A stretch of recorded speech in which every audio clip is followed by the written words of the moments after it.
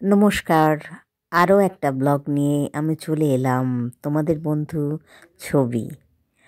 আজ আমাদের গন্তব্য শ্রীরামপুর, যেখানে চলছে কার্নিভাল। হিন্দ মোটর স্টেশন থেকে মেন লাইনে ট্রেন ধরে পৌঁছে গেলাম শ্রীরামপুর। চারিদিক আলোয় আলো, কি অসাধারণ দৃশ্য! এর আগে আমরা এরকমটা কোনো দিনও দেখিনি।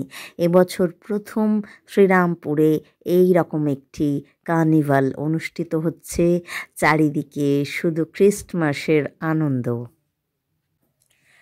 কার্নিভালের সঙ্গে সঙ্গে গোপীনাথ স্মৃতি মঞ্চে আজ অনুষ্ঠিত হলো আমাদের একটি সলিল স্মরণের অনুষ্ঠান, যেখানে উত্তরপাড়া মৌলি পারফর্ম করেছে এবং রয়েছে বিভিন্ন জেলা থেকে আগত বিভিন্ন সাংস্কৃতিক সংগঠন। পশ্চিমবঙ্গের বিভিন্ন জেলার সঙ্গে সঙ্গে হুগলি জেলাও অনুষ্ঠিত হচ্ছে সলিল স্মরণে অনুষ্ঠান। সলিল চৌধুরীর জন্মশতবর্ষ উপলক্ষে এই আয়োজন। সলিল চৌধুরীর কথা আমরা কি না জানি। একাধারে তিনি কবি, সাহিত্যিক, লেখক, গীতিকার, সুরকার। তার কথা যতই বলি কোনোদিনও ফুরোবে না। তাঁকে স্মরণ করে এই শ্রীরামপুরে আজ অনুষ্ঠিত হচ্ছে সলিল স্মরণে অনুষ্ঠানের দ্বিতীয় দিন। বিভিন্ন সাংস্কৃতিক সংগঠনের সমস্ত সদস্যরা উপস্থিত হয়েছেন এখানে।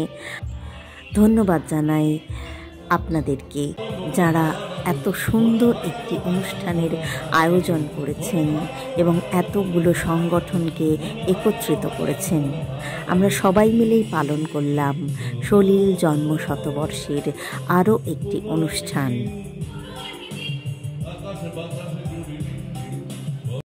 মৌলি উত্তরপাড়ার আজকের নিবেদন ছিল সলিল চৌধুরীর লেখা কবিতা শপথ।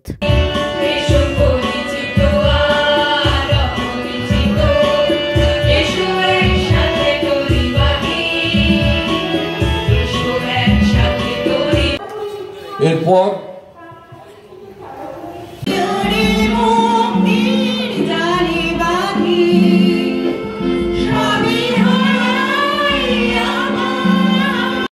Please like, comment and subscribe my channel.